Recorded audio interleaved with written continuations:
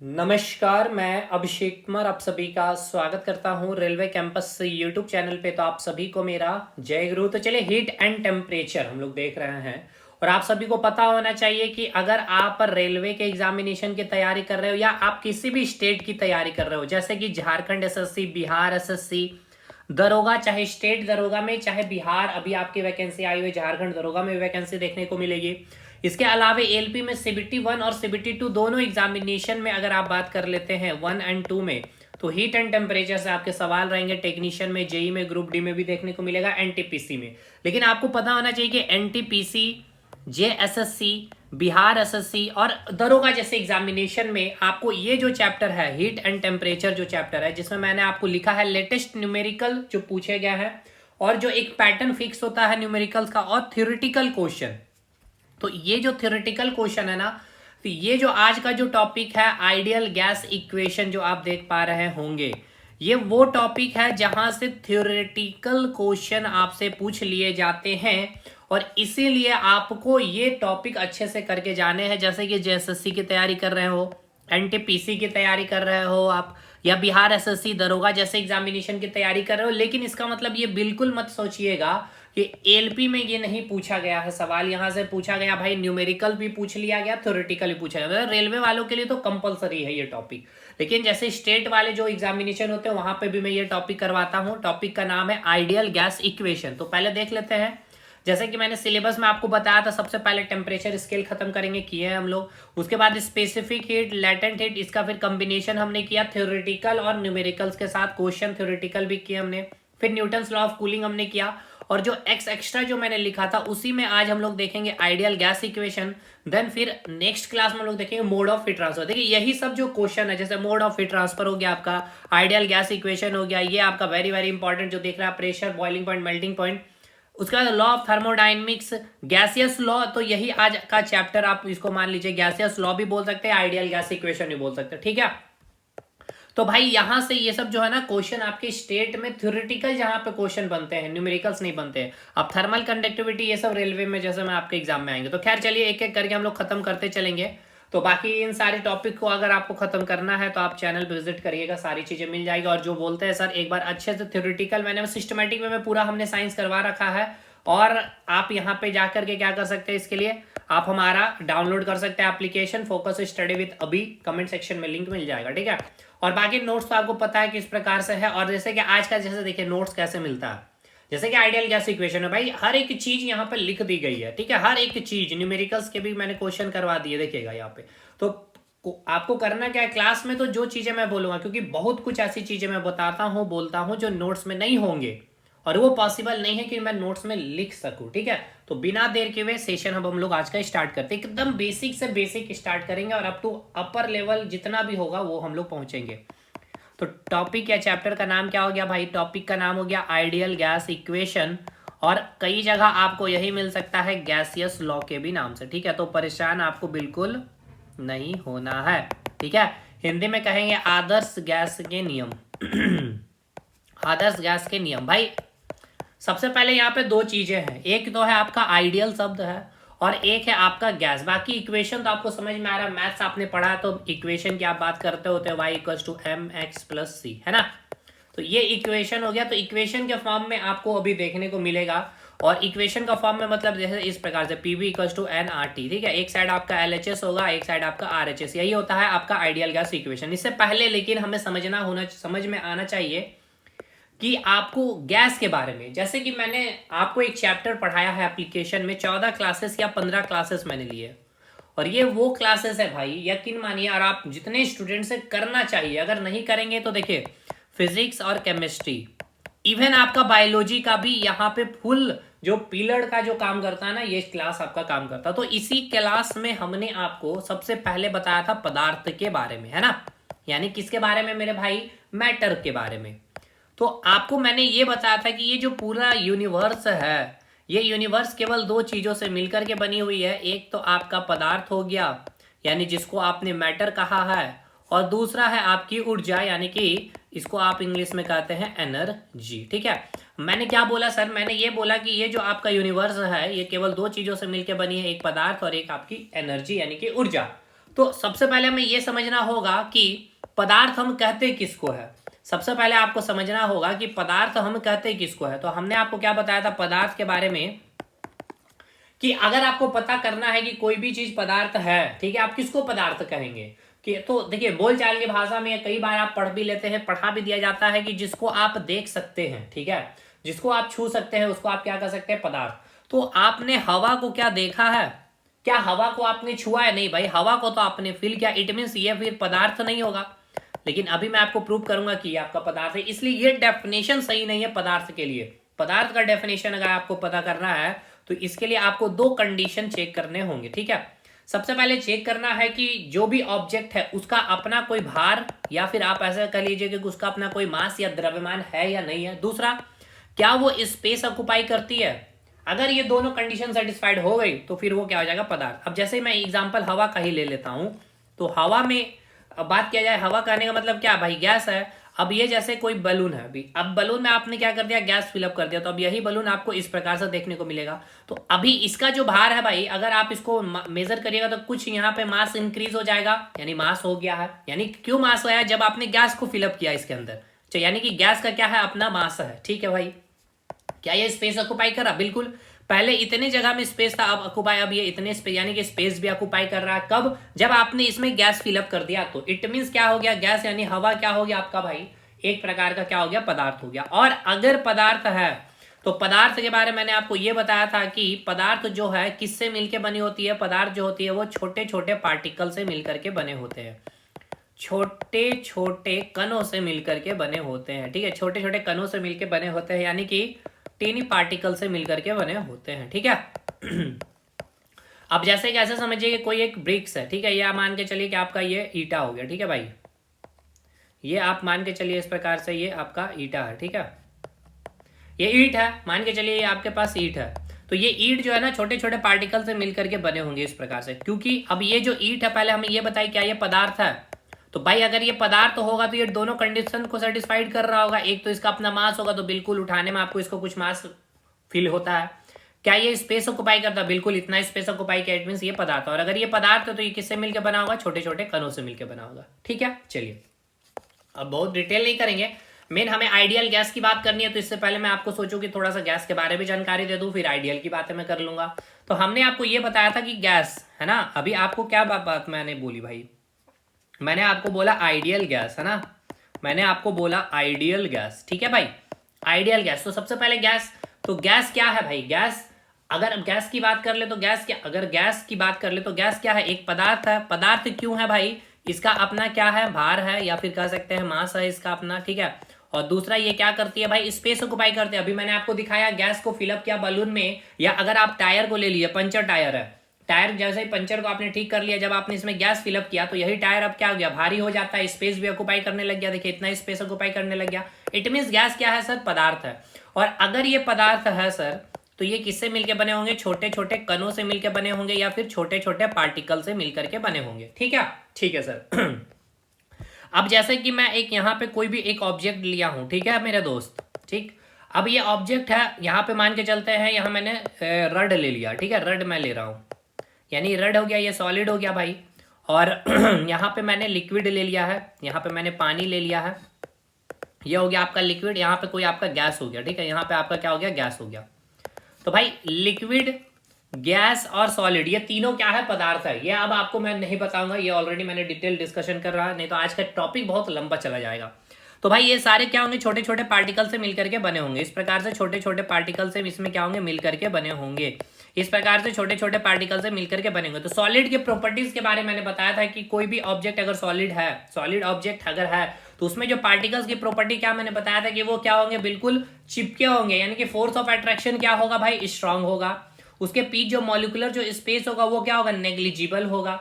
यहाँ पे अगर आपकी बात करें इसकी जो काइनेटिक एनर्जी है, तो काइनेटिक एनर्जी जीरो, ये क्या करेंगे, केवल वाइब्रेशन करेंगे। लेकिन यही लिक्विड के केस में जो पार्टिकल्स यहाँ पे आपको देखने को मिलेंगे, तो यहाँ पे जो लिक्विड में पार्टिकल्स आपको जो देखने को मिल रहे हैं, इनके बीच क्या है, थोड़ा सा स्पेस होगा, फोर्स ऑफ अट्रैक्शन थोड़ा सा कमजोर हो जाएगा, और इसके पास थोड़ी सी काइनेटिक एनर्जी आ जाएगी। लेकिन यही अगर गैस में देखेंगे तो इस प्रकार से गैस के पार्टिकल्स आपको मिलेंगे जहां पे फोर्स ऑफ अट्रैक्शन नेग्लिजिबल या आप कह लीजिए जीरो हो जाती है, और इसके पास काइनेटिक एनर्जी क्या होती है भाई, मैक्सिमम हो जाती है, ठीक है। और मॉलिक्यूलर स्पेस क्या हो जाता है भाई, इनफाइनाइट, यानी इसके स्पेस क्या हो जाता है, बहुत अधिक हो जाता है, क्योंकि फोर्स ऑफ अट्रैक्शन ही कम हो गया। जैसे कि ऐसे समझिए, ये दो चीजों को आपने इस प्रकार से बांध करके रखा, ठीक है, और यहाँ पे दो चीजों को आपने इस प्रकार से चिपका के रखा, और अब ये दो चीजें अब बिल्कुल एकदम अलग हो चुकी है। तो यहाँ पे इस फर्स्ट केस में ये दूसरा केस है और ये तीसरा केस है। इस केस में आपको क्या दिख रहा है, इन दोनों के पार्टिकल्स के बीच में कोई स्पेस है, तो आप कहिएगा नहीं, फोर्स ऑफ अट्रैक्शन, यानी कि दोनों एक दूसरे को क्या है, एकदम जोर से आकर्षित करके बांध करके रखा है, यानी कि मैक्सिमम है फोर्स ऑफ अट्रैक्शन। इसके बीच काइनेटिक एनर्जी क्या है भाई, काइनेटिक एनर्जी क्या है, जीरो है यहाँ पे। लेकिन अब इस केस में देखेंगे तो यहाँ पे कुछ स्पेस आ गया, यानी मिनिमम कुछ स्पेस यहाँ पे देखने को मिल रहा है। फोर्स ऑफ अट्रैक्शन क्या हो गया, थोड़ा सा घट गया है, यानी कि लो हो चुका है, और यहाँ पे कुछ इसके पास काइनेटिक एनर्जी भी आ चुकी है, यानी कि कुछ काइनेटिक एनर्जी भी इसके पास आ चुकी है। लेकिन अब यहाँ पे देख रहे हैं इसके पास मॉलिक्यूलर जो स्पेस है, मॉलिक्यूलर स्पेस क्या हो गया भाई, इनफाइनाइट हो चुका है। क्यों, क्योंकि इसके बीच जो फोर्स ऑफ अट्रैक्शन था वो जीरो हो चुका है, या फिर आप कह सकते हैं नेग्लिजिबल, यानी जो पकड़ के रखा हुआ था वो बिल्कुल फोर्स ऑफ अट्रैक्शन खत्म हो चुका है, और इसके पास काइनेटिक एनर्जी क्या आ चुकी है, मैक्सिमम, यानी ये पार्टिकल इधर भाग रहा है, ये पार्टिकल इधर भाग रहा है, या इधर भाग रहा है, या इधर या इधर कहीं भी। ये समझ में आ गया, ठीक है सर। चलिए तो अब यहाँ पे आपको इतना सा बात तो समझ में आ चुका होगा। अच्छा चलिए, इसमें अगर मैं आपको पूछ लूं, तो अगर मैं गैस के बारे में पूछूं, ठीक है ना, तो गैस का कंडीशन क्या है मेरे दोस्त, तो देखिए गैस का कंडीशन क्या है, गैस का कंडीशन क्या है, यहाँ पे गैस का कंडीशन क्या है, स्पेस क्या होगा भाई, बहुत अधिक होगा, यानी इन्फिनाइट होगा, मॉलिक्यूलर स्पेस उसके बीच बहुत ज्यादा होगा, फोर्स ऑफ अट्रैक्शन जीरो या नेग्लिजिबल, काइनेटिक एनर्जी मैक्सिमम, यानी कि ये तीसरा जो केस है ये आपका गैस का केस है, ठीक है। चलिए अब हम थोड़ा स्पेस ले लेते हैं पहले, इन सारी चीजों को हटाते हुए। यानी आपको अभी क्या समझ में आना चाहिए, मैंने इतना अभी जो कहानी बका है या जो भी चीजें मैंने अभी बोली है, ये क्या आपको पता होना चाहिए इसके बारे में। आपको मैंने यहाँ पे ये बताने की कोशिश की है भाई, कि जो आज आप पढ़ने वाले हैं आइडियल गैस इक्वेशन या फिर गैसियस लॉ, ठीक है ना, या आप पढ़ने वाले गैसियस लॉ, तो आपको सबसे पहले क्या पता होना चाहिए, इस गैस के प्रॉपर्टीज के बारे में पता होना चाहिए। गैस की प्रॉपर्टीज के बारे में पता होने का मतलब क्या है, कि गैस क्या है, पदार्थ है, और पदार्थ अगर है तो ये किससे मिलकर बना होगा, छोटे छोटे पार्टिकल यानी कि छोटे छोटे कणों से मिलकर बना होगा। यानी कि आपको पता होना चाहिए कि कण की जो प्रॉपर्टीज है, ठीक है ना, कण की जो प्रॉपर्टीज है उसके बारे में, यानी कण की जो गुण है उसके बारे में आपको पता होनी चाहिए। अब ये क्या बोल रहे हैं सर, ये आपको मैं ये बोल रहा हूं क्योंकि गैस जो है, गैस एक पदार्थ है, ठीक है, तो ये छोटे छोटे कणों से मिलकर बना होगा, तो उसके पार्टिकल्स के प्रॉपर्टीज क्या होगी, अलग होगी। अभी मैंने आपको बताया ना, लिक्विड भी क्या है आपका, एक पदार्थ है, पानी, भाई बाल्टी खाली उठाइएगा तो भाई हल्का लगेगा, वही बाल्टी में पानी भर दीजिए तो भाई क्या हो जाएगा, भारी, यानी कि पानी भरने के कारण, पानी का मास, स्पेस, बाल्टी खाली था, पानी के कारण अब स्पेस नहीं रहा, यानी स्पेस भी ऑक्यूपाई कर लिया, यानी पानी क्या हो गया, पदार्थ हो गया, छोटे छोटे पार्टिकल्स। तो इसकी प्रॉपर्टीज क्या अलग है, मैंने क्या बताया, इसके पास कुछ काइनेटिक एनर्जी आ जाती है लिक्विड के पार्टिकल्स के पास, इनके बीच फोर्स ऑफ अट्रैक्शन थोड़ा सा क्या हो जाता है, लूज हो जाता है, और मॉलिक्यूलर स्पेस आ जाती है। वही सॉलिड की बात कर ले तो ये भी पदार्थ है तो भाई ये भी पार्टिकल से बने, तो इसकी प्रॉपर्टीज अलग है, ठीक है। तो गैसियस लॉ पढ़ ले या फिर आइडियल गैस पढ़ ले, तो यह आपको पहले अब ये समझ में आया कि गैस अगर हम बोल रहे हैं तो गैस क्या है, एक पदार्थ है। देखिए एकदम दिमाग में बैठिए कि जब आप गैस की बात कर रहे हैं तो गैस के बारे में आपको ये चीजें आपको पता होनी चाहिए कि आइडियल गैस आप कह लीजिए या गैसियस लॉ कह लीजिए, यानी इट मीन्स यहाँ पे बात हो रही है गैस की, तो गैस क्या है, एक पदार्थ है, और अगर ये पदार्थ है तो छोटे छोटे पार्टिकल से मिलकर बनी होंगे। और इस पार्टिकल्स की अगर प्रॉपर्टीज की बात कर ले तो दो तीन प्रॉपर्टीज, देखिए और भी बहुत सारी प्रॉपर्टीज है इसकी जो मैंने दो चैप्टर में बताया है, लेकिन यहाँ पे ये तीन चीज आप बस याद रखेंगे तो आपका सारा काम हो जाएगा। पहला तो ये याद रखना है कि गैस की जो पार्टिकल्स के बीच जो मॉलिक्यूलर स्पेस होता है वो स्पेस क्या हो जाता है भाई, जीरो, मतलब जीरो मत लिखिए, मैक्सिमम लिख दीजिए, ठीक है। मॉलिक्यूलर स्पेस क्या हो गया, जीरो तो नहीं भाई, मैक्सिमम हो जाएगा, सॉलिड के केस में जीरो हो जाता है, ठीक है। इसके बाद फोर्स ऑफ अट्रैक्शन क्या हो जाता है भाई, ये आप सीधा जीरो लिखिए या फिर नेग्लिजिबल लिख लीजिए, नेग्लिजिबल हो जाता है, इसी कारण तो इसके बीच स्पेस आ जाता है। और लास्ट अंतिम पॉइंट आपको याद रखना है कि इसके जो पार्टिकल्स है इसके काइनेटिक एनर्जी क्या हो जाती है, इसके पास काइनेटिक एनर्जी मैक्सिमम हो जाती है, काइनेटिक एनर्जी क्या हो जाती है, मैक्सिमम हो जाती है, काइनेटिक एनर्जी क्या हो जाती है, मैक्सिमम हो जाती है। ये तीन प्रॉपर्टीज गैस का कहने का मतलब आपके दिमाग में ये चलना। अब चाहिए बात करने के लिए आइडियल की बात है। भाई देखिए ये आपके पास कोई बलून है, ठीक है, आप बलून में आपने क्या कर दिया है, गैस को डाल दिया, ठीक है, गैस को फिलअप कर दिया। तो ये जो गैस है ना आइडियल कब होगा, ठीक है, ये गैस आइडियल आप इसको कब कहेंगे, आपको ये समझना होगा, ठीक है, आपको यही समझाना है। तो देखिए समझिए, कोई भी गैस अगर आइडियल है या फिर आइडियल की तरह बिहेव करती है, ठीक है, कोई भी गैस अगर आइडियल की तरह बिहेव करती है, कोई भी गैस अगर आइडियल की तरह बिहेव करती है, इट मीन्स ये दो कंडीशन आपको याद रखना है कि अगर आइडियल गैस है भाई, ठीक है, कोई भी गैस अगर आइडियल गैस है तो ये कब होगा, वहां पे क्या होना चाहिए, हाई टेम्परेचर होनी चाहिए, ठीक है, और जो प्रेशर होना चाहिए वो क्या होना चाहिए, लो प्रेशर होनी चाहिए। अब ये सिंपल सा फंडा है भाई, सिंपल सा फंडा, आप समझिए। हाई टेम्परेचर, तो भाई अगर टेम्परेचर हाई है इट मींस पार्टिकल्स जो होंगे इसके पास क्या हो जाएगा, काइनेटिक एनर्जी मैक्सिमम हो जाएगा, होगा कि नहीं होगा, बिल्कुल। लो प्रेशर है, यानी कि ये जो आपके पास बलून है इसके अंदर जो गैस फिलअप किया आपने, इधर से जो आप प्रेशर दाब रहे हैं वो प्रेशर एकदम दाबना आपने छोड़ दिया, तो प्रेशर आपने कम कर दिया है। अगर आप प्रेशर कम कर दिए हैं तो मान लीजिए कि यहाँ से अगर आप प्रेशर लगा रहे हैं ऐसे, तो यहाँ पे जो पार्टिकल अभी ऐसे ऐसे, मान लीजिए यहाँ पे 5 पार्टिकल्स मैं आपको दिखाता हूँ, ठीक है, अभी आपने यहाँ पे कोई प्रेशर नहीं लगाया, तो इस बलून के अंदर जो गैस का आपको दिखाया गया इस प्रकार से देखिएगा। ठीक है, टोटल 3 3 6 2 8 है। अब आपने क्या किया, इसमें प्रेशर डाल दिया इधर से, ठीक है, आपने इसमें प्रेशर डाल दिया, तो प्रेशर डालने के बाद क्या होगा, सिंपल सी बात है भाई, ये बलून क्या होगा, थोड़ा पचकेगा। अब पचकने के साथ साथ ये जो सारे के सारे पार्टिकल्स क्या हो जाएंगे भाई, आपस में चिपक जाएंगे, क्या हो जाएंगे, आपस में चिपक जाएंगे, यानी क्या क्या हो जाएगा, प्रेशर आपने डाला, यानी कि प्रेशर आपने डाला तो क्या हो गया भाई, जो ये आपका क्या था भाई, प्रेशर आपने डाला तो ये जो इसके बीच में जो स्पेस था ये क्या हो गया, स्पेस कम गया, यानी कि ये चिपक गया है। तो आइडियल गैस का कंडीशन याद रखिएगा, एट हाई टेम्परेचर। तो हाई टेम्परेचर मतलब क्या है, अब इसको समझिए, हाई टेम्परेचर के भी कंसेप्ट को देखिए। अब यहां से आप हीट दे रहे हैं, तो हीट देने के कारण क्या होगा, ये पार्टिकल के पास काइनेटिक एनर्जी, तो ये भाई मॉलिक्यूल्स इधर भागेगा, ये इधर भागेगा, ये इधर भागेगा, इधर भागेगा, यानी एक इधर है। अभी मान लीजिए इस प्रकार से आपका व्यवस्थित है बैलून के अंदर, अब आपने हीट दिया तो अब यही क्या आपको देखने को मिलेगा, एक पार्टिकल्स इधर, एक पार्टिकल्स इधर, एक पार्टिकल्स इधर, एक पार्टिकल, तो दूर दूर भागेगा, यानी कि इसके पास काइनेटिक एनर्जी मैक्सिमम हो जाएगा, और इसके बीच जो होगा स्पेस क्या हो जाएगा, अधिक हो जाएगा, यानी अधिक हो जाना, यानी कि क्या हो जाएगा भाई, मॉलिक्यूलर स्पेस अधिक हो जाएगा, है ना, मॉलिक्यूलर स्पेस अधिक हो जाएगा। तो आइडियल गैस की जब भी बात होगी, आइडियल गैस कहने का मतलब यह है कि जो गैस है उसकी जो पार्टिकल्स की जो प्रॉपर्टी होनी चाहिए, क्या होनी चाहिए, उसके पास काइनेटिक एनर्जी मैक्सिमम हो जाएगी। काइनेटिक एनर्जी अगर मैक्सिमम होगी इट मींस क्या होगा, वहां पे टेम्परेचर हाई होना चाहिए, हाई टेम्परेचर होगा तब तो उसके पास काइनेटिक एनर्जी होगी, और मॉलिक्यूलर स्पेस अधिक होगा भाई। अगर मॉलिक्यूलर स्पेस अधिक हो रहा है हाई टेम्परेचर कारण, यानी कि वहां पे प्रेशर क्या हो रहा होगा, लो हो रहा होगा। अभी मैंने आपको दिखाया, आप जैसे ही यहाँ पे आप प्रेशर लगाए हुए तो सारे पार्टिकल्स इस प्रकार से चिपके हुए हैं, अब दबाना आप छोड़ दिए हैं तो ये बलून क्या हो जाएगा, इस पर फैल जाएगा, तो इसके बीच क्या हो जाएगा, स्पेस अधिक आ जाएगा, है ना। तो आइडियल गैस अब आपको समझ में आया कि नहीं, पहले हमें ये बताइए। तो जब भी बात है आइडियल गैस की तो ये 2 पॉइंट आपको याद रखना, कोई भी गैस अगर आइडियल गैस की तरह बिहेव करती है इट मींस क्या है, high temperature and low pressure उसके लिए होनी चाहिए, ठीक है, हाई टेम्परेचर और लो प्रेशर होनी चाहिए, ठीक है, high temperature and low pressure, ideal gas तो वही होगी। अगर हाई टेम्परेचर है उस गैस पे, ठीक है, और लो प्रेशर में है तो आप उसको आइडियल गैस कर सकते हैं, क्योंकि आइडियल गैस का मतलब ही क्या होता है, आइडियल गैस का मतलब ये होता है कि जो पार्टिकल्स है या फिर जो कण है वो क्या होने चाहिए, दूर दूर होने चाहिए, ठीक है, उनके बीच जो दूरियां हैं वो दूरियां अधिक होनी चाहिए, तो बीच में दूरियां अधिक होनी चाहिए, कण एक दूसरे से अधिक दूर हो, तो उसके लिए आपके पास क्या होना चाहिए, मैक्सिमम काइनेटिक एनर्जी होनी चाहिए। तो काइनेटिक एनर्जी अधिक कब होगा, जब आप उसको हाई टेम्परेचर देंगे।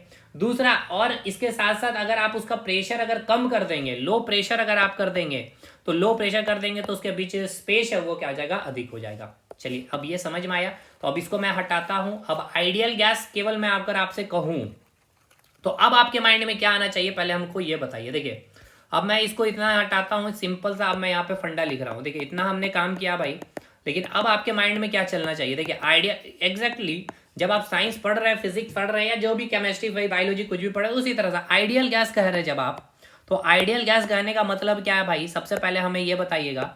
तो सबसे पहले हम आइडियल की बात कर ले, तो आइडियल कहने का मतलब क्या है, कोई भी गैस आइडियल की तरह बिहेव तब करती है कब, जब हाई टेम्परेचर होना चाहिए, ठीक है, और साथ के साथ क्या होना चाहिए भाई, लो प्रेशर होना चाहिए, ठीक है, ये 2 चीज तो आपको फिक्स है भाई। दूसरा, गैस है तो गैस के पास प्रॉपर्टीज ही आपको पता है, गैस के जो पार्टिकल्स होते हैं उसकी प्रॉपर्टी क्या होते हैं, इसके बीच जो मॉलिक्यूलर स्पेस होगा मेरे भाई वो क्या होगा भाई, अधिक होगा। फोर्स ऑफ अट्रैक्शन जीरो हो जाएगा यानी नेग्लिजिबल हो जाएगा। काइनेटिक एनर्जी क्या आ जाएगी भाई, पार्टिकल्स के पास मैक्सिमम आ जाएगी। तो ये देखिए, ये जो आपका कंडीशन है पार्टिकल्स की, गैस की पार्टिकल्स की, ये हाई टेम्परेचर और लो प्रेशर को सेटिस्फाइड करता नहीं। हाई टेम्परेचर के कारण क्या हो जाएगा, इसकी काइनेटिक एनर्जी मैक्सिमम हो जाएगी, और काइनेटिक एनर्जी मैक्सिमम यानी कि फोर्स ऑफ अट्रैक्शन जीरो हो जाएगी। लो प्रेशर कर दिए तो भाई जो एक तो एनर्जी आपने अधिक दिया जिसके कारण ये मॉलिक्यूल भागने लगे तो स्पेस बढ़ गया, और प्रेशर भी आपने कर दिया तो कम कर दिया तो इसके कारण और ये अधिक दूर दूर हो जाएंगे एक दूसरे से। समझ में आया? तो आइडियल गैस कहने का मतलब ये आपके माइंड में चलना चाहिए, high temperature and low pressure, और गैसियस का मतलब ये है पार्टिकल्स की प्रॉपर्टी। यहां तक समझ में आया कि नहीं? अब आइए बात करते हैं आइडियल गैस इक्वेशन की। ये हो गया आइडियल गैस। अब आइडियल गैस इक्वेशन, तो देखिए आइडियल गैस इक्वेशन का मैं आइडियल गैस इक्वेशन लिख रहा हूं, P V equals to N R T. ठीक है, जहां पे आपको सब कुछ पता होना चाहिए। P4 हो गया आपका प्रेशर जिसको हम लोग पास्कल में लेंगे, B हो गया आपका वॉल्यूम जो आपका मीटर क्यू में लेंगे हम लोग, N हो गया नंबर ऑफ मोल्स। ठीक है, ये क्या हो गया आपका नंबर ऑफ मोल्स, R हो गया आपका यूनिवर्सल, ठीक है ना, यूनिवर्सल गैस कांस्टेंट। ठीक है, यानी ये सारा चीज लिखा हुआ है नोट्स में, सार्वत्रिक गैस नियतांक जिसका वैल्यू होता है 8.314 जूल पर मोल केल्विन। ठीक है, और ये टी क्या हो गया आपका भाई, टी हो गया आपका टेम्परेचर। टेम्परेचर हम लोग किस में लेंगे, केल्विन में लेंगे। ठीक है, तो आइडियल गैस ये देखिए, पहले आप देख लीजिए भाई, परेशान ना हो आप लोग, लिखने ना लग जाए। देखिए सारा चीज लिखा हुआ है यहाँ पे। देखिए मैंने यहाँ पे क्या लिखा, आइडियल गैस वही है जिसके अणु या मॉलिक्यूल्स, या फिर आप सीधा समझिए पार्टिकल्स दूर दूर हो, अणुओं के बीच कोई आकर्षण ना हो, नो अट्रैक्शन बिटवीन मॉलिक्यूल्स। ठीक है, at high temperature and low pressure. Ideal gas मतलब क्या, at high temperature and low pressure. Ideal gas equation P V equals to N R T, P pressure है, भी वॉल्यूम है, T temperature है, R equals to universal gas constant. ये मैंने value लिख दिया, ये वैल्यू आपको याद रखना होगा। एन क्या है, अमाउंट ऑफ सब्सटेंस या नंबर ऑफ मोल्स की संख्या। ठीक है, चलिए अब आगे बढ़ते हैं हम लोग, यानी कि आपने आइडियल गैस इक्वेशन अब आपको समझ में आ चुका है ना भाई। आइडियल गैस इक्वेशन हो गया PV equals to N R T. ठीक है, अब देखिए एक तो सबसे पहले यहाँ पे क्या है भाई, यूनिवर्सल गैस कांस्टेंट, यानी कि यहाँ पे आपको एक तो ये चीज पता चल गया कि जो आपका आर है वो क्या होगा, आपका कांस्टेंट होगा। ठीक है, आर क्या होगा आपका कांस्टेंट, यानी कि अगर मैं इक्वेशन लिखूं PV equals to N R T, ठीक है, तो इसमें आपको पता है कि ये जो आर हो गया ये क्या हो गया भाई, कांस्टेंट हो गया। ठीक, और अगर मैं नंबर ऑफ मोल्स को भी फिक्स कर दूं, यानी नंबर ऑफ मोल्स मैं एक मोल लूं, ठीक है, कोई भी गैस ले रहे हैं, अगर एक मोल ले ले या फिर 2 मोल ले ले, तो ये भी क्या हो जाएगा भाई, फिक्स हो जाएगा। तो अगर मैं नंबर ऑफ मोल्स फिक्स कर दूं, यानी n इक्वल्स टू मैं अगर 1 कर दूं, तो अब आइडियल गैस इक्वेशन अगर आप लिखना चाहे तो क्या लिखेंगे भाई, पीबी इक्वल्स टू क्या लिखेंगे, टी लिखेंगे कि नहीं, पहले हमें ये बताइए। क्योंकि आपका जो n और जो r है ये क्या कर दिया आपने, इसको कांस्टेंट कर दिया। क्या कर दिया आपने, कांस्टेंट कर दिया। इट मींस क्या, जो आपका प्रेशर है, जो वॉल्यूम है, किस पे अब डिपेंड कर रहा है, डायरेक्टली प्रोपोर्शनल टू टेम्परेचर पे, है ना। यानी किस पे डिपेंड कर रहा है, किसके डायरेक्टली प्रोपोर्शनल हो गया, टेम्परेचर के हो गया। लेकिन ये कब, फॉर n इक्वल्स टू 1, यानी कि number of moles of gas जो है वो कितना है भाई, 1 है। ठीक है, कितना है भाई, 1 है। यहां तक समझ में आया कि नहीं? अब यहां से चीजों को समझिएगा। देखिए पीबी इक्वल्स टू क्या है भाई, अब इसको आप ऐसे लिख सकते हैं, पीबी बाई टी। यहाँ पे डायरेक्टली प्रोपोर्शनल कांस्टेंट को हटाएंगे तो यहाँ पे कांस्टेंट ले लेते हैं हम लोग। ठीक है, के ले लीजिए या फिर यहाँ पे कांस्टेंट में लिख दे रहा हूँ। ठीक, तो ये हो गया आपका आइडियल गैस इक्वेशन का। यहाँ तक आप डेरिवेशन समझ में आए। हमने यहाँ बताया आइडियल गैस इक्वेशन क्या होता है भाई, पीबी इक्वल्स टू एनआरटी, जहाँ पे एन को मैंने फिक्स कर दिया है 1 लेकर के। ठीक है, एन इक्वल्स टू 1 ले लिया और आपका आर तो कांस्टेंट ही होता है। तो पीबी क्या हो गया आपका, डायरेक्टली प्रोपोर्शनल टू टेम्परेचर है। अब डायरेक्टली प्रोपोर्शनल को हटाएंगे तो एक कांस्टेंट आएगा। तो यहीं से आप एक फार्मूला डिराइव कर सकते हैं, एकदम very very important formula numericals के लिए।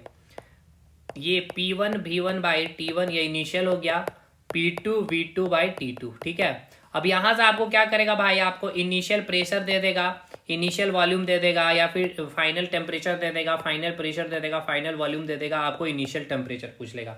कोई भी चीज दे करके एक चीज आपसे पूछ सकता है। ठीक है, तो एक ये फॉर्मूला अब आपको क्या करना भाई, माइंड में रखना है। ठीक है, आपको क्या करना है, ये फॉर्मूला आपको अपने माइंड में रखना है। आपको क्या करना है, ये पहला फॉर्मूला माइंड में रखना है। ठीक है, चलिए ये फॉर्मूला कैसे आया ये समझ में आया कि नहीं?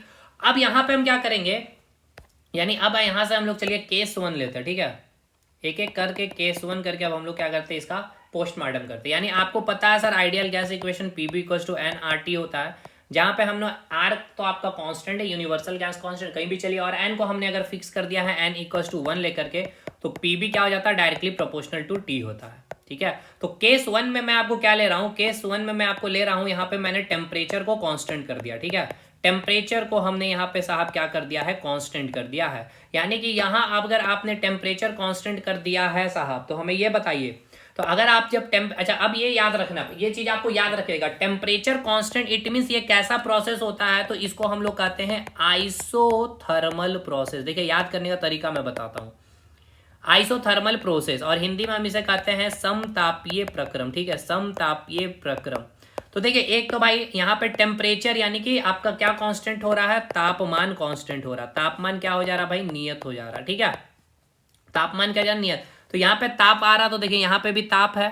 तो आप ऐसे ही याद रखिएगा, टेम्परेचर पूछेगा ये सब क्वेश्चन, अगर टेम्परेचर कांस्टेंट कर दिया जाता तो ये कौन सा प्रोसेस है भाई, तो टेम्परेचर यानी कि थर्मल, थर्मल से टेम्परेचर याद रखना है, तो इसको क्या बोलेंगे, आइसोथर्मल प्रोसेस यानी कि समतापीय प्रोसेस। याद हुआ ये कि नहीं, पहले ये बताइए। हमने आपको केस 1 लेकर के ये बताया कि ideal gas equation PV equals to NRT होता है, जहां एनआर क्या होता है आपका फिक्स, हमने कर लिया, आर तो कांस्टेंट ही होता है। हमने यहाँ पर टेम्परेचर कांस्टेंट करने की कोशिश की। अगर आपने टेम्परेचर कांस्टेंट किया तो इस प्रोसेस को आप क्या कहते हैं, आइसोथर्मल प्रोसेस कहते हैं, यानी कि समतापीय प्रक्रम कहते हैं। अब आ जाइए भाई, अगर आपने टेम्परेचर को कांस्टेंट कर दिया, यानी ये जो आप देख पा रहे होंगे यहाँ पे टेम्परेचर को अगर आपने कांस्टेंट कर दिया है, तो आपका यहाँ पे क्या आ जाएगा, पीबी इक्वल्स टू क्या हो गया, ये आपका कांस्टेंट हो गया, ठीक है। पीबी इक्वल्स टू कांस्टेंट होगा कि नहीं, पहले हमें ये बताइए, पीबी इक्वल्स टू क्या हो गया, कांस्टेंट हो गया। कांस्टेंट को अगर आप हटाते हैं तो क्या लिख सकते हैं, पीबी इक्वल्स टू के लिख सकते हैं, या आप इसको और भी कैसे इसको सिंप्लीफाई कर सकते हैं, पी इक्वल्स टू, यहाँ पे आप भी को नीचे ले, पी इक्वल्स टू के बाई भी भी लिख सकते हैं। यानी यहाँ पे पी और भी का बीच का जो रिलेशन आपको यहाँ क्या समझ में आ रहा है, पी जो है इनवर्सली प्रोपोर्शनल टू वॉल्यूम होता है। अब ये वेरी वेरी इंपॉर्टेंट है, देखिए इसका मतलब क्या है, प्रेशर क्या है आपका, प्रेशर जो है आपका इनवर्सली प्रोपोर्शनल टू वॉल्यूम है। कब pressure inversely proportional to volume कब हो रहा है, ये आपका जब टेम्परेचर कांस्टेंट हो रहा है, यानी कि आइसोथर्मल प्रोसेस में, ठीक है। इट मीन्स ये है कि अगर आपने टेम्परेचर कांस्टेंट कर दिया है तो प्रेशर जो होता है वॉल्यूम के क्या होता है भाई, इनवर्सली प्रोपोर्शनल यानी कि व्युत्क्रमानुपाती होता है। यानी इसका मतलब ये है कि अगर आपका वॉल्यूम घटेगा तो प्रेशर क्या होगा भाई, बढ़ेगा, ठीक है, ठीक। या फिर अगर आपका वॉल्यूम इंक्रीज होगा तो प्रेशर क्या होगा साहब, प्रेशर क्या होगा साहब आपका घटेगा, प्रेशर क्या होगा आपका घटेगा, ठीक है। अब इसको मैं एक एग्जांपल के फॉर्म में समझाता हूं, ठीक है। अब जैसे कि आपके पास ये क्या भाई, बलून हो गया, ठीक है, ये आपके पास बलून है, ठीक है। बलून में आपने क्या कर दिया भाई, गैस को फिलअप कर दिया, आपने क्या कर दिया, गैस को फिलअप कर दिया। अब जैसे ही गैस फिलअप किया और आपने क्या किया, प्रेशर दिया, चारों तरफ से आपने इसको दबा दिया, ठीक है, प्रेशर दिया। तो अब इस कारण क्या होगा भाई, इसका जो वॉल्यूम है ये क्या हो जाएगा, थोड़ा सा ये बैलून क्या हो जाएगा, अब ये पीछे के साथ जाएगा इस प्रकार से। तो भाई आपने क्या किया, प्रेशर दिया तो वॉल्यूम क्या हो गया भाई, घट गया, है ना। यानी आपने प्रेशर दिया तो वॉल्यूम घट गया, यानी आपने प्रेशर को इंक्रीज किया तो वॉल्यूम क्या हो गया आपका, घट गया। यही इसी को हम लोग क्या नाम देते हैं, इसी को हम लोग कहते हैं बॉयल्स लॉ, ठीक है। इसी को हम लोग क्या कहते हैं सर, बॉयल्स लॉ भी कहते हैं। तो अकॉर्डिंग टू बॉयल्स लॉ क्या भाई, अकॉर्डिंग टू, आपको याद रखना है, अकॉर्डिंग टू बॉयल्स लॉ ने ये कहा कि इफ टेम्परेचर कांस्टेंट, ठीक है, इफ टेम्परेचर कांस्टेंट, अगर आपने तापमान को स्थिर कर दिया है, अगर आपने तापमान को स्थिर कर दिया तो प्रेशर जो होगा वो इनवर्सली प्रोपोर्शनल यानी कि व्युत्क्रमानुपाती होगा वॉल्यूम के, ठीक है। समझ में आया, एग्जांपल भी आपको मैंने दे दिया ये बलून वाला। यानी कि केस 1 में आपने क्या समझा है, अब मैं यहाँ पे एक जगह समराइज कर दे रहा हूँ, ठीक है, एक जगह मैं समराइज कर दे रहा हूँ।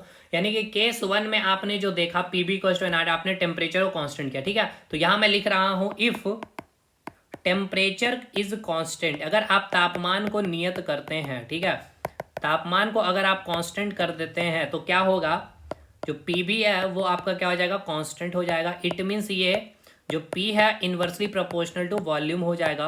और अगर आपने तापमान कांस्टेंट कर दिया तो इसको आप क्या बोलते हैं, इस प्रोसेस को क्या नाम देते हैं, आइसोथर्मल प्रोसेस, ठीक है। आइसोथर्मल प्रोसेस को आप क्या कहते हैं, समतापीय प्रक्रम। और समतापीय प्रक्रम यानी कि ये का क्या कहलाता है, बॉयल्स लॉ, इसी को आप क्या नाम देते हैं, बॉयल्स लॉ का नाम देते हैं। बॉयल्स लॉ कहने का मतलब क्या है भाई, pressure inversely proportional to volume, ठीक है। अब यहां से एक फार्मूला आपका डिराइव होगा, देखिए पीबी इक्वल्स टू क्या है आपका सर, कांस्टेंट है, ठीक है।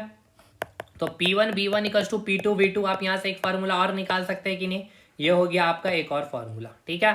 तो आपको इनिशियल प्रेशर दे देगा, इनिशियल वॉल्यूम दे देगा, और फाइनल प्रेशर देकर के आपको फाइनल वॉल्यूम पूछ लेगा, कुछ भी पूछ सकता है, 3 डाटा देकर के एक आपसे निकलवा सकता है, ठीक है। तो भाई एक चीज हमें ये बताइए, आइसोथर्मल प्रोसेस यानी कि इसमें क्या होगा, आइसोथर्मल प्रोसेस में टेम्परेचर कांस्टेंट होगा, और अगर टेम्परेचर आप कांस्टेंट कर देते हैं तो प्रेशर क्या हो जाता है, इनवर्सली प्रोपोर्शनल टू वॉल्यूम हो जाता है, और इसी को आप कहते हैं बॉयल्स लॉ। तो according to Boyle's law clear है भाई, according to Boyle's law at constant temperature pressure and volumes are inversely proportional to each other. ये केस 1 होता है। अब आ जाइए केस 2 में। केस 2 में अब हम क्या कर रहे हैं, टेम्परेचर हमने कांस्टेंट कर दिया, अब हम कांस्टेंट करेंगे प्रेशर को, ठीक है। अब हमने प्रेशर को कांस्टेंट कर दिया भाई, ठीक है। अब यानी कि आपका जो आइडियल गैस इक्वेशन था पीबी इक्वल टू एनआरटी, ये तो ऑलरेडी कांस्टेंट था। अब आपके पास था क्या, पीबी इक्वल टू टी। अब आपने प्रेशर को कांस्टेंट कर दिया, यानी क्या हो गया भाई, भी डायरेक्टली प्रोपोर्शनल टू टी आ गया। यानी कि सबसे पहले ये समझिए कि जब आप प्रेशर को कांस्टेंट करते हैं तो इसको कौन सा प्रोसेस का नाम देते हैं, इसको हम लोग कहते हैं आइसोबार प्रोसेस, ठीक है। आइसोबार प्रोसेस, और हिंदी में इसे कहते हैं समदाबीय प्रक्रम। अब इसको याद करने का तरीका देखिए भाई, देखिए प्रेशर का अभी यूनिट मैंने बताया था पास्कल, या फिर इसका एक और यूनिट होता है बार। तो ऐसे याद रखिएगा, प्रेशर कांस्टेंट तो आइसो बार, ठीक है। हिंदी में तो आपका आ रहा है दाब, तो दाबीय प्रक्रम आराम से याद कर सकते हो। तो अगर आपने प्रेशर कांस्टेंट कर दिया है तो क्या आपको देखने को मिल रहा है, V directly proportional to temperature, यानी volume directly proportional to temperature हो जाता है। इसी को आप कहते हैं चार्ल्स लॉ। इसी को कहते हैं आप चार्ल्स लॉ। यानी कि चार्ल्स लॉ कहने का मतलब, अगर आपको चार्ल्स लॉ कहा जा रहा है तो आपसे पूछेगा डायरेक्टली कि चार्ल्स लॉ में क्या कांस्टेंट होता है। तो चार्ल्स लॉ में क्या कांस्टेंट होता है भाई, तो चार्ल्स लॉ में होता है volume directly proportional to temperature, यानी यहाँ पे क्या कांस्टेंट है आपका, प्रेशर कांस्टेंट होता है। चार्ल्स लॉ इट मींस कैसा प्रोसेस भाई, आइसोबारिक प्रोसेस। यानी कि अब यहाँ इसका एक एग्जांपल मैं आपको देख रहा हूँ कि जिस प्रकार से ये आपका बलून है, ठीक है भाई, बलून में गैस फिलअप है। अब आपने क्या क्या हीट दिया, आपने हीट दिया तो इसके पार्टिकल्स क्या होंगे, भागेंगे, यानी कि अब ये भागेंगे तो ये बलून क्या हो जाएगा, फैल जाएगा, तो वॉल्यूम इंक्रीज हो गया। तो अगर आपने टेम्परेचर इंक्रीज कर दिया तो वॉल्यूम भी इंक्रीज, अगर आपने टेम्परेचर डिक्रीज कर दिया तो वॉल्यूम भी डिक्रीज, ठीक है। तो अगर आपको यहाँ पे, ये मैंने एक एग्जांपल भी आपको दे करके समझा दिया है, ठीक है। चलिए यहाँ पे क्लियर किया जाए इसको। यानी कि अगर चार्ल्स लॉ कहने का मतलब क्या हो गया भाई, volume directly proportional to temperature होता है। यहां से आप एक फॉर्मूला आप डिराइव कर लीजिए, जैसे कि यहां से आपका फॉर्मूला क्या आ जाएगा, यहां से आपका फॉर्मूला क्या आ जाएगा कि यहाँ पे आपका क्या, पीबी इक्वल्स टू टी है भाई, और आपने प्रेशर कांस्टेंट कर लिया तो भी इक्वल्स टू क्या आ जाएगा भाई, टी, ठीक है। भी इक्वल्स टू टी आ गया, तो इसको आप ऐसा सिंप्लीफाई कर सकते हैं, भी बाई टी कर लीजिए, ठीक है, इक्वल्स टू के। तो यहाँ से आपका फॉर्मूला आ जाएगा V1/T1 इक्वल्स टू V2/T2। ये आपका तीसरा फॉर्मूला हो गया ये आपका, ठीक है। ये आपका तीसरा फॉर्मूला हो गया। क्या यहाँ पे कोई दिक्कत है इसको समझने में, कोई दिक्कत नहीं। अब आइए तीसरा केस, ठीक है। तीसरा केस में आप आ जाइए, ये फार्मूला एकदम आपको याद रखना है टिप में, ठीक है। ये फार्मूला आपको याद रखना है, एक ये फार्मूला न्यूमेरिकल्स के लिए मैं बता रहा हूँ, एक ये फार्मूला आपको याद रखना है, और फिर आपको यहाँ पे मैंने एक फार्मूला और बताया था ये वाला, ठीक है, एक ये फार्मूला। अभी एक फार्मूला और अभी आपको बताऊंगा। चलिए तीसरा केस में अब हम क्या करेंगे, वॉल्यूम कांस्टेंट कर देते हैं, ठीक है।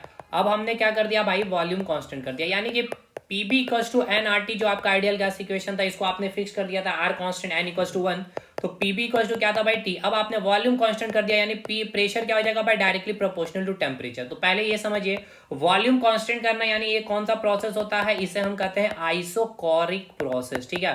आइसोकोरिक प्रोसेस, इसको क्या नाम देते हैं, हिंदी में कहते हैं सम आयतनिक प्रक्रम, ठीक है, सम आयतनिक प्रक्रम।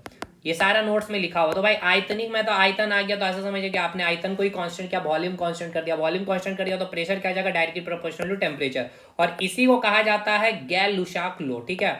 इसे क्या कहते हैं, गैल-लुसाक लॉ, ठीक है, इसे क्या कहते हैं, गैल-लुसाक लॉ। तो गैल-लुसाक लॉ में क्या हो गया, pressure directly proportional to temperature. अब ऐसे इसको समझ लीजिए कि जैसे कि आपने क्या किया है, बलून जो आपने गैस भरा था ना, इस प्रकार से इसको आपने हथेली में ऐसे ही रखा हुआ, ठीक है। अगर आप हथेली में ऐसे ही रखे हैं, ठीक है, तो इसका वॉल्यूम क्या कांस्टेंट है। अब यहाँ पे कोई प्रेशर इधर से देगा, ठीक है, कोई प्रेशर देगा तो इसके अंदर जो पार्टिकल्स होगा, ठीक है, इसके अंदर जो पार्टिकल्स होंगे, या इसको मैं कुकर के एग्जांपल से समझा देता हूँ तो ज्यादा अच्छा समझ, जैसे कि आपका ये भाई कुकर है, ठीक है। तो भाई ये अब कुकर 5 लीटर का है, तो वॉल्यूम आपका कांस्टेंट हो गया। लेकिन अगर आपने इसके अंदर पानी डाल दिया, मान के चलते, ठीक है, पानी डाल दिया है, अब आप इसका हीट बढ़ा दिए, यानी कि टेम्परेचर इंक्रीज कर दिए, तो भाई टेम्परेचर इंक्रीज करेंगे तो ये सारे पार्टिकल एक दूसरे से टकराएंगे, क्योंकि काइनेटिक एनर्जी टकराएंगे, यानी कि प्रेशर इंक्रीज हो जाएगा, समझ में। टेम्परेचर कम करेंगे तो प्रेशर घट जाएगा। तो ये हो गया इसका एक एग्जाम्पल। तो गैल-लुसाक लॉ मतलब समझ में आया कि प्रेशर क्या होता है भाई, डायरेक्टली प्रोपोर्शनल टू टेम्परेचर होता है। प्रेशर क्या होता है, डायरेक्टली प्रोपोर्शनल टू टेम्परेचर होता है। प्रेशर डायरेक्टली प्रोपोर्शनल टू क्या होता है, टेम्परेचर होता है, गैल-लुसाक लॉ। अब यहाँ से एक और फॉर्मूला निकाल लेते हैं, जैसे पीबी इक्वल्स टू टी है, तो यहाँ पे वॉल्यूम कांस्टेंट है तो पी इक्वल्स टू टी है, तो यहाँ से आप निकाल लीजिए P upon T equals to constant. तो यहाँ से एक फार्मूला आ जाएगा P1 अपन T1, P2 अपन T2, ठीक है। तो एक ये फार्मूला भी आपको माइंड में रखना है। तो ये हो गया 3 केस आपको मैंने बताया है, अभी मैं आपको रिवाइज कराऊंगा। इसके बाद एक और आपका प्रोसेस होता है जिसको हम लोग कहते हैं एडियाबैटिक प्रोसेस, ठीक है। एडियाबैटिक प्रोसेस बहुत क्वेश्चन यहाँ से पूछा भी जाता है, आपसे पूछा भी गया है। रुदोष्म प्रक्रम, ठीक है, इसे कहा जाता है रुदोष्म प्रक्रम। देखिए एडियाबैटिक प्रोसेस मतलब क्या होता है, ऐसा समझिए, आप थर्मस ले गए होंगे, ठीक है ना, आप कभी हॉस्पिटल वगैरह या फिर ऐसे भी आप यूज करते होंगे एक थर्मस जिसको बोला जाता है, जिसमें आप गर्म पानी लिए रख देते हैं, तो इसमें पानी क्या होता है, गर्म ही रहता है। और अगर ठंडा पानी रखते हो तो पानी ठंडा ही रहता है। क्यों? क्योंकि यहाँ पे हीट का क्या होता है, ट्रांसफर नहीं होता है, ठीक है ना। हीट का क्या होता है भाई, ट्रांसफर यहाँ पे नहीं होता, हीट ट्रांसफर नहीं होता है। तो इसी को हम लोग कहते हैं एडियाबैटिक प्रोसेस, ठीक है। इसी को आप क्या कहते हैं, एडियाबैटिक प्रोसेस। तो हीट समझ में आया, एडियाबैटिक प्रोसेस मतलब क्या होता है, नो हीट ट्रांसफर, ठीक है, no heat transfer, no heat transfer, यानी यहाँ पे हीट क्या हो जाता है, Q इक्वल्स टू जीरो हो जाता है। हीट का यहाँ पे ट्रांसफर क्या हो जाता है भाई, जीरो हो जाता है। समझ में आया कि नहीं भाई। हीट एक्सचेंज यहाँ पे क्या हो जाता है, no heat exchange. Adiabatic process में क्या होता है, हीट का एक्सचेंज नहीं होता, ठीक है। सिस्टम और सराउंडिंग के बीच में कोई भी यहाँ पे हीट एक्सचेंज नहीं करता। इसका एग्जाम्पल याद रखिएगा, टायर का फटना, ठीक है, ये सब पूछता है, किसका एग्जाम्पल है, एडियाबैटिक का टायर का फटना, यानी बस्टिंग ऑफ टायर्स। अब ऐसा समझिए बस्टिंग ऑफ टायर कैसा है, जैसे कि टायर है, इसके अंदर रबड़ होता है भाई। अब इसके अंदर आपने गैस को फिलअप कर दिया है, अब बहुत अधिक आपने गाड़ी को चलाया, तो भाई जो गैस एक दूसरे से टकराया तो गर्म हुआ है, काइनेटिक एनर्जी है, एक दूसरे से टकराया तो प्रेशर भी इंक्रीज हुआ, तो टकराने के कारण गर्म होता है। लेकिन ये क्या भाई, आपका रबड़ है, ठीक है, ये रबड़ है। रबड़ क्या होता है, रबड़ जो होती है क्या होता है भाई, ये आपका क्या होता है, बैड कंडक्टर ऑफ हीट होता है, यानी कि हीट यहाँ से ये क्या करता है, ट्रांसफर नहीं होने देता है सराउंडिंग में। अब नहीं होने के कारण ही क्या होता है, आपका टायर ब्लास्ट कर जाता है या फट जाता है, ठीक है।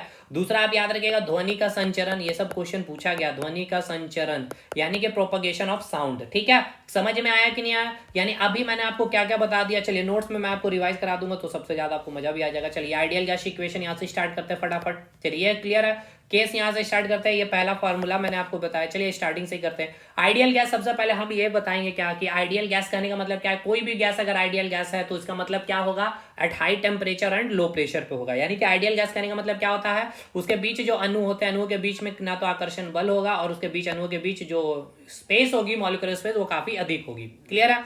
आइडियल गैस इक्वेशन था पीबी इक्वल्स टू एनआरटी, ये आपको मैंने बता दिया है। यहाँ पे आर आपका कांस्टेंट होता है, एन नंबर ऑफ मोल्स होते हैं, ठीक है। और मोल्स के बारे में मैंने पूरा डिटेल पढ़ा रखा है, एंड वो 6.02 टू 10/23 हो गया, मॉलिक्यूल्स, एटम्स या अणु, वो सब आपको मैंने बता रखा, न्यूमेरिकल्स करा रखा, तो वो अलग बात हो गया। तो ये आपका एन मैंने फिक्स कर दिया 1 लेकर के, और आपका आर कांस्टेंट है। इट मींस क्या हो गया, पीबी डायरेक्टली प्रोपोर्शनल टू, यानी कि यहाँ पे 3 वेरिएबल है, यहाँ पे क्या 3 वेरिएबल है, ठीक है ना। 3 वेरिएबल कौन है, एक है आपका प्रेशर, ये हो गया एक नंबर, दूसरा हो गया वॉल्यूम, और तीसरा हो गया टेम्परेचर। इसलिए मैंने 3 केस लिया, एक में मैंने क्या किया भाई, टेम्परेचर को कांस्टेंट किया, दूसरे में मैंने प्रेशर को कांस्टेंट किया, तीसरे में मैंने वॉल्यूम कांस्टेंट कर दिया। चौथा प्रोसेस एडियाबैटिक, जहां पे हीट क्या हो रहा था, कोई भी एक्सचेंज नहीं कर पा रहा था सराउंडिंग और ऑब्जेक्ट के बीच या निकाय के बीच में, ठीक है। तो पीबी डायरेक्टली प्रोपोर्शनल टी, तो यहाँ से एक फार्मूला आपका आ जाएगा क्या भाई, PV by T equals to constant P1 B1 by T1 और P2 B2 बाई T2, ये एक फार्मूला आपका है यहाँ से, ठीक है। चलिए अब केस 1 में हमने सबसे पहले टेम्परेचर कांस्टेंट किया, तो टेम्परेचर कांस्टेंट यानी कि टेम्परेचर से थर्मल आइसोथर्मल प्रोसेस या समतापीय तापमान कांस्टेंट किया, तो समतापीय प्रोसेस। तो पीबी इक्वल्स टू कांस्टेंट हो गया, क्योंकि टेम्परेचर आपका कांस्टेंट हो गया, तो यहाँ से एक फार्मूला निकल गया। और आइसोथर्मल प्रोसेस में क्या, P inversely proportional to V होता है, ठीक है। इसी को आप क्या कहते हैं, बॉयल्स लॉ। तो बॉयल्स लॉ मतलब क्या हो गया भाई, at constant temperature pressure and volume are inversely proportional to each other. Boyle's के नियम के अनुसार स्थिर तापमान पर दाब और आयतन एक दूसरे के व्युत्क्रमानुपाती होता है, ठीक है। चलिए केस 2 में हमने प्रेशर को कांस्टेंट कर दिया। अगर आपने प्रेशर को कांस्टेंट कर दिया है, इसको बोलेंगे आइसोबारिक प्रोसेस या फिर समदाबीय प्रक्रम। तो V directly proportional to T हो जाएगा, क्योंकि यहाँ पे मैंने आपको बताया था पीबी इक्वल टू क्या होता है, टी। तो अगर आपने प्रेशर ही कांस्टेंट कर दिया तो V directly proportional to T होगा कि नहीं, यही मैंने यहाँ पे लिखा है बस, ठीक है। तो ये मैंने तो अभी आपको बता ही दिया, ये नोट्स में भी मैंने लिख दिया है। नेक्स्ट भी यहाँ से एक फार्मूला आपका ये डिराइव्ड हो गया। और अगर प्रेशर कांस्टेंट है यानी V डायरेक्टली प्रोपोर्शनल टू, इसी को क्या कहा जाता है, चार्ल्स लॉ। तो according to Charles law at constant pressure volume is directly proportional to temperature, ठीक है। वह हिंदी में लिखा गया चार्ल्स के नियम के अनुसार स्थिर दाब पर आयतन और तापमान एक दूसरे से समानुपाती होती है। केस 3 में मैंने बोला वॉल्यूम को कांस्टेंट कर देनी है। वॉल्यूम कांस्टेंट यानी कि आइसोकोरिक प्रोसेस या इसको समआयतनिक प्रक्रम कहा जाता है। तो प्रेशर क्या हो जाएगा, डायरेक्टली प्रोपोर्शनल टू टेम्परेचर, तो ये एक फार्मूला हो जाएगा। और प्रेशर डायरेक्टली प्रोपोर्शनल टेम्परेचर इसे कहा जाता है गेल-लुसाक लॉ। तो गेल-लुसाक लॉ में क्या होता है भाई, आपका वॉल्यूम कांस्टेंट होता है, याद रखना है। देखिए पूछेगा डायरेक्ट, चार्ल्स लॉ में क्या कांस्टेंट होगा, गेल-लुसाक लॉ में क्या कांस्टेंट होगा, बॉयल्स लॉ में क्या कांस्टेंट होगा, ठीक है। टेम्परेचर कांस्टेंट करने के लिए कौन से प्रोसेस कहा जाता है, आइसोथर्मल। प्रेशर कांस्टेंट करने, टेम्परेचर करने पर आइसोथर्मल, प्रेशर कांस्टेंट करने पर आइसो बारिक हो जाएगा। और अगर वॉल्यूम कांस्टेंट किया तो आइसो बारिक प्रोसेस हो जाएगा, ठीक है। और इसके बाद एक एडियाबैटिक प्रोसेस, तो adiabatic in this process exchange of heat between system and surrounding is zero, यानी इस प्रकार वातावरण और निकाय के बीच में जो ऊष्मा का स्थानांतरण किया जाता है शून्य। जैसे एग्जांपल थर्मस हो गया, प्रोपगेशन ऑफ साउंड हो गया, बस्टिंग ऑफ टायर हो गया। अब एक न्यूमेरिकल्स हम लोग कर लेते हैं, चलिए भाई। हालांकि इसका सॉल्यूशन भी हमने करवा रखा, लेकिन हम लोग इसका न्यूमेरिकल्स प्रैक्टिस करते हैं, ठीक है। क्वेश्चन क्या बोला गया आपसे, तो देखिए क्वेश्चन बोला गया एट कांस्टेंट टेम्परेचर, ठीक है। कांस्टेंट टेम्परेचर यानी कि यहाँ पे आपको पहले समझ में आ जाना चाहिए बात कि टेम्परेचर आपका क्या है भाई, कांस्टेंट है। अगर टेम्परेचर कांस्टेंट है तो 2 पॉइंट आपको याद रखना है, इसको हम कौन सा प्रोसेस का नाम देंगे, आइसोथर्मल प्रोसेस कहेंगे। आइसोथर्मल प्रोसेस यानी कि समतापीय प्रोसेस कहेंगे, ठीक है। अगर आइसोथर्मल कांस्टेंट है यानी तो ऐसे समझिए पीबी इक्वल्स टू क्या होता है, एनआरटी होता है, ये कांस्टेंट हो गया। अगर नंबर ऑफ मोल्स 1 लेंगे तो पीबी इक्वल्स टू टी हो गया। तो अगर ये कांस्टेंट हो गया यानी क्या हो जाएगा, P inversely proportional to V. इसी को आपने क्या कहा था भाई, बॉयल्स लॉ का नाम दिया था, आइसोथर्मल यानी कि ये हो गया बॉयल्स लॉ, ठीक है। ये दिमाग में आपको इतना फट से आ जाना चाहिए, ठीक है। चलिए इतना तो दिमाग में आ ही गया भाई, अभी अभी मैंने आपको बताया भी था। चलिए आगे बढ़ते हैं हम। तो यहाँ पे लिखा गया है क्या कि at constant temperature pressure of a definite mass of gas, ठीक है। Definite mass of gas is inversely proportional to the volume. ये तो अभी मैंने आपको बताया था कि अगर टेम्परेचर कांस्टेंट होगा तो प्रेशर क्या आ जाएगा भाई, इनवर्सली प्रोपोर्शनल टू वॉल्यूम। इसी को आपने तो कहा था बॉयल्स लॉ जब टेम्परेचर कांस्टेंट किया था। चलिए आइए मैं आपको दिखा भी देता हूँ। अगर आपको मैं केस 1 की बात करूँ तो टेम्परेचर कांस्टेंट किया था तो यहाँ पे आया था, और इसी को आपने कहा था बॉयल्स लॉ। तो वही तो लिखा है कि pressure inversely proportional to volume, ये क्वेश्चन में ही आपका लिख दिया गया। देखिए यहाँ लिखा गया है at constant temperature pressure of a definite mass of gas is inversely proportional to the volume if the pressure is reduce to 20%। अगर आप बोला गया कि प्रेशर को कम कर दिया जाए तो सिंपल सा लॉजिक है भाई, अगर आपने प्रेशर को कम कर दिया है तो वॉल्यूम क्या करेगा भाई, बढ़ेगा। तो एक तो माइनस वाला ऑप्शन होगा नहीं, ये माइनस वाला ऑप्शन होगा। अब या तो 33% होगा या 25% होगा, क्योंकि प्रेशर रिड्यूस हुआ है तो भाई वॉल्यूम क्या होगा, इंक्रीज होगा। तो 2 ऑप्शन तो आपने ऐसे ही हटा लिया। चलिए अब यहाँ पे थोड़ा सा अगर आप माइंड भी यूज करिए तो विदाउट कॉपी पेन आप इस क्वेश्चन को बना सकते हो। खैर आगे पहले क्वेश्चन को पढ़ते हैं हम लोग, ठीक है। चलिए इतना तो आपको क्लियर है यहाँ पे कि इंक्रीज होगा या डिक्रीज होगा, यानी इंक्रीज होगा सर, क्योंकि आपने प्रेशर को क्या किया सर, आपने प्रेशर को रिड्यूस किया है तो वॉल्यूम क्या होगा भाई, इंक्रीज होगा। तो आपसे बोला गया find the respective change in volume, यानी वॉल्यूम के बारे में बताइए कि क्या चेंज आ रहा है। हिंदी में आप पढ़ लीजिए क्वेश्चन को, वही चीज है कि तापमान को स्थिर करके गैस एक निश्चित द्रव्यमान का एक दाब, यानी कि निश्चित द्रव्यमान का दाब जो है आयतन के व्युत्क्रमानुपाती होता है। यदि दाब 25% कम हो जाए तो क्या होगा। चलिए ठीक है सर, इस क्वेश्चन को हम लोग बनाते हैं। देखिए आपको क्या दिया गया, मैं पूरा डिटेल में बना दे रहा हूं। आपको बोला गया सर टेम्परेचर को क्या कर दिया गया सर, कांस्टेंट कर दिया गया। तो सबसे पहले सारी संभावनाओं को लिखे। टेम्परेचर कांस्टेंट मतलब ये कौन सा प्रोसेस है सर, आइसोथर्मल प्रोसेस है। ये आइसोथर्मल प्रोसेस है, यानी कि ये कौन सा प्रोसेस है सर, समतापीय प्रोसेस है, ठीक है। समतापीय प्रोसेस को ही तो मैंने आपको बोला था कौन सा लॉ सर, बॉयल्स लॉ, ठीक है। बॉयल्स लॉ कहने का मतलब ही क्या था sir, pressure inversely proportional to volume, जिसका एग्जाम्पल मैंने आपको बलून वाला दिया था। ये जो आपका बलून था ये वाला, ठीक है, इसमें गैस भरा हुआ था। अगर आप प्रेशर दे रहे थे तो इसका वॉल्यूम क्या हो रहा था, घट रहा था, ठीक है। तो और अगर आप प्रेशर को घटा रहे थे भाई तो वॉल्यूम बढ़ रहा था। तो यहाँ पे बोला गया कि प्रेशर को रिड्यूस कर दिया गया 25%। तो अगर प्रेशर आपका रिड्यूस हो गया तो सिंपल सी बात है वॉल्यूम इंक्रीज हो जाएगा, ठीक है। तो भाई प्रेशर कितना रिड्यूस, अच्छा यहाँ से पहले इसका फॉर्मूला भी मैं डिराइव कर, अच्छा इसको थोड़ा सा और मैथमेटिकली मैं खोलता हूँ। 25%, ठीक है, 25% को आप लिख सकते हैं 25%, यानी प्रेशर क्या था भाई 100 था तो 25% रिड्यूस, 25% घट गया। यानी कि इनिशियल प्रेशर अगर 100 था तो आपने रिड्यूस किया 25%, यानी अब प्रेशर कितना है, 75 है। क्लियर है। अब यहां से आ जाइए, पहले टेम्परेचर कांस्टेंट है दोस्त, तो टेम्परेचर कांस्टेंट है तो पीबी इक्वल टू क्या होता है, एनआरटी होता है। ये आपका ऐसे ही फिक्स है, तो पीबी क्या हो जाएगा, डायरेक्टली प्रोपोर्शनल टू टी। अब ये आपका टेम्परेचर कांस्टेंट हो गया तो पीबी इक्वल टू क्या हो गया सर, कांस्टेंट हो गया, ठीक है। तो चलिए यहां से आप लिख सकते हैं P1 V1 equal to P2 V2, ठीक है। तो यहां से आप क्या एक इक्वेशन यहां से आप निकाल सकते हैं इस प्रकार से, P1 upon P2 equal to V2 upon V1।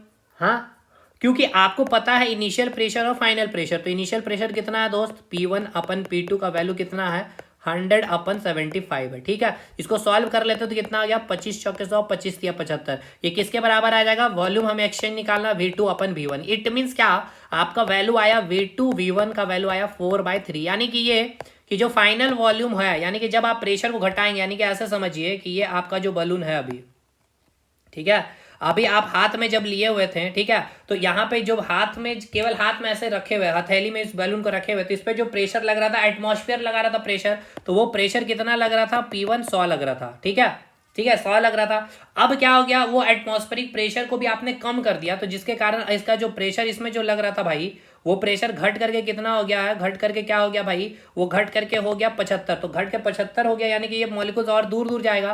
तो यहाँ वॉल्यूम V1 था, तो यहाँ वॉल्यूम V2 हो जाए। तो देखिए यहाँ वॉल्यूम थोड़ा सा बढ़ नहीं गया है, आपको नहीं लग रहा है ये वॉल्यूम जो इससे था, सिंपल सी बात है, वॉल्यूम बढ़ेगा ना।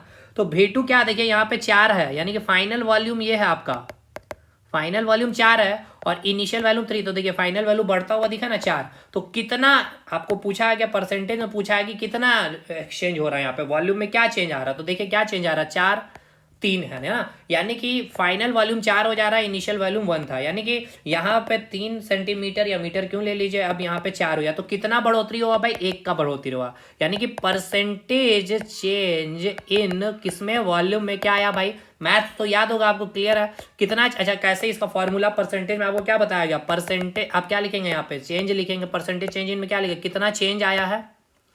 ठीक है, और किसमें इनिशियल चेंज क्या, इनिशियल वैल्यू आप लिखेंगे। ठीक है, इनिशियल वैल्यू लिखेंगे परसेंटेज में निकालने के लिए 100 से। तो कितना चेंज आया भाई, 3 से कितना हो गया, 4 हो गया, 3 से कितना हो गया, 4 हो गया, यानी कि चेंज 1 का आया है। कितने में चेंज आया, इनिशियल कितना था, 3 था, इंटू 100 यानी 33%।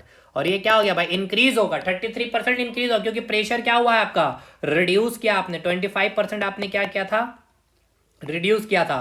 क्यों, क्योंकि यहाँ पे आपको पता है प्रेशर अगर आप घटाएंगे तो वॉल्यूम आपका बढ़ेगा। तो 33% क्या हो गया भाई, वॉल्यूम आपका इंक्रीज कर गया, 33% वॉल्यूम आपका क्या हो गया, इंक्रीज हो गया। ना कि ये तो आपका ऑप्शन ऐसे ही हट गया था, ये ऑप्शन है, ये आपका नेगेटिव वाला ऑप्शन ऐसे भी हट ही गया था। ठीक है, तो यहाँ पे 33% में एक ही ऑप्शन बच रहा था, तो बी ऑप्शन सही हो जाता। ठीक है, समझ में आया कि नहीं। बाकी ये सॉल्यूशन करा दिया नोट में, बाकी यार और भी सारे क्वेश्चन प्रैक्टिस करेंगे इसके हम लोग। और अभी देखिए नेक्स्ट जो हम लोग टॉपिक लेंगे, ये लेंगे मोड ऑफ हीट ट्रांसफर। ठीक है, बहुत इंपॉर्टेंट टॉपिक है ये, यहाँ से क्वेश्चन बनता है, वेरी वेरी इंपॉर्टेंट, हर एग्जामिनेशन की मैं बातें कर लूँ तो। ठीक है, तो भाई चलिए नेक्स्ट वीडियो में मिलते हैं हम लोग, तब तक के लिए धन्यवाद।